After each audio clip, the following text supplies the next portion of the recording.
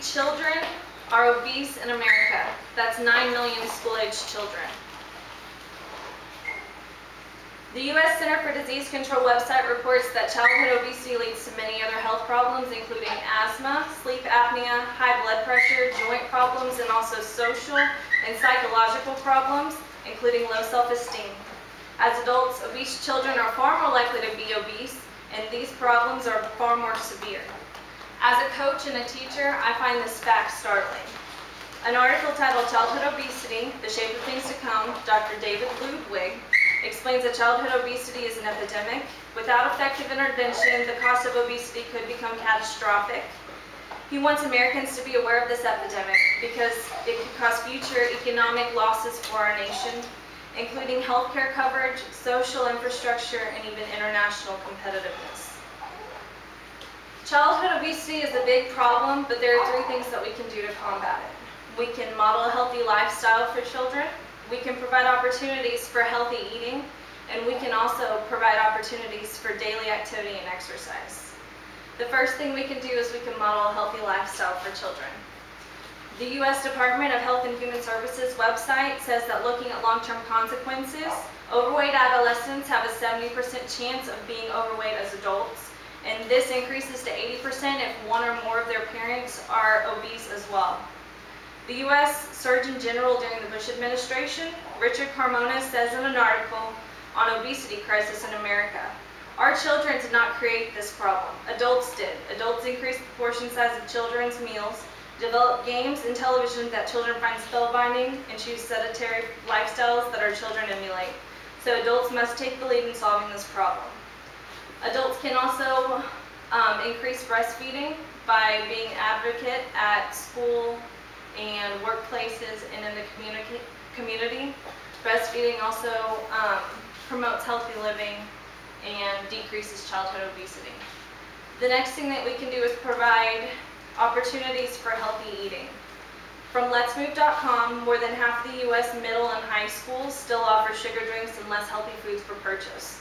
From vending machines, school cafeterias, fundraising events, school parties, and sporting events, kids can buy these things. They also allow advertising for less nutritious food, impacting choices for students. And on a typical day, about 80% of our youth will drink a sugar drink.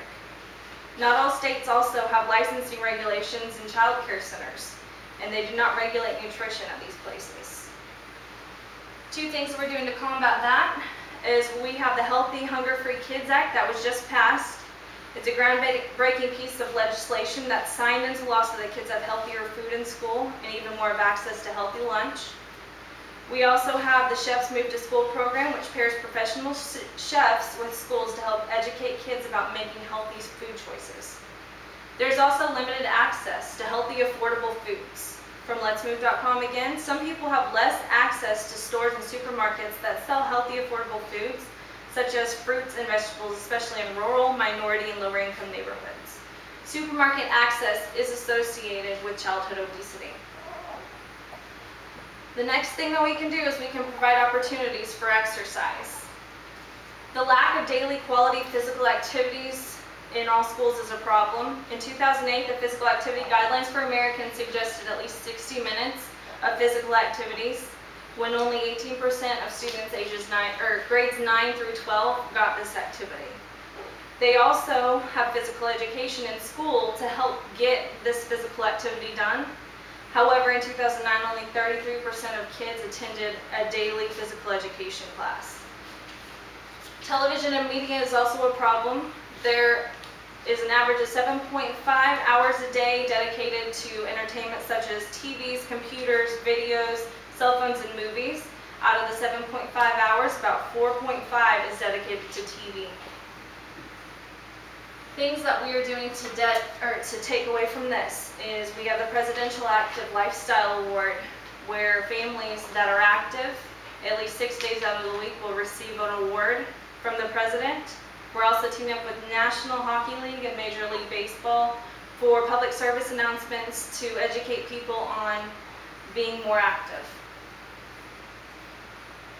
Childhood obesity is a problem, but if we can model healthy lifestyles, provide opportunities for healthy eating, and also healthy exercise, we can fight this. As Mr. Carmona said, it's in our hands.